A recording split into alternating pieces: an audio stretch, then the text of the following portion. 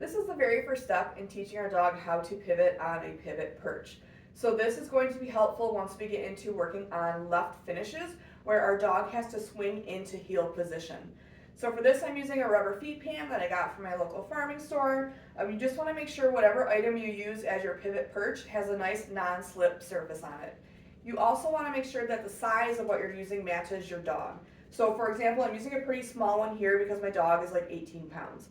You want to make sure that you're not using one that's too large. If you're using one that's much bigger, your dog's going to have a harder time pivoting once they're on it, and they are going to have a hard time keeping their feet centered on the bowl. So if you're using one that's much too big for them, they're going to have a lot of play as far as shifting to the left or the right, to the front or the back. So we just want to make sure that we're using one that our dog can comfortably get their paws on, but not have a ton of play as far as movement once they're on there. So in step one, we are working just on magnetization, meaning I put the pivot perch on the floor. I want my dog coming over to it and offering their front feet on it. So the first several reps you do of this, you probably are going to have to lure your dog. If they are at all hesitant about the pivot perch, you can start to reward them for simply interacting with it. And then you can slowly start to up the criteria. Maybe they'll offer one paw on it and then both. So for this, I'm going to put it down.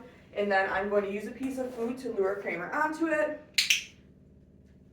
He's already kind of offering it because we've done a lot of work with this.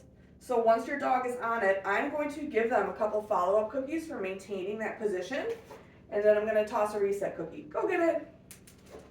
And then we're going to do the same thing.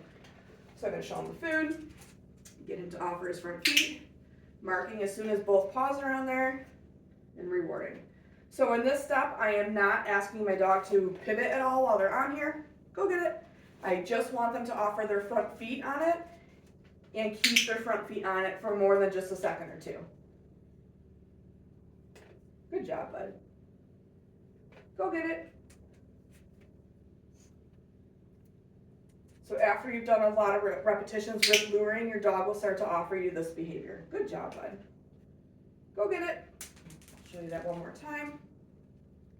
So again, when you're initially teaching it, you are going to have to lure your dog, but you want them to get to the point where they'll offer you that behavior all on their own.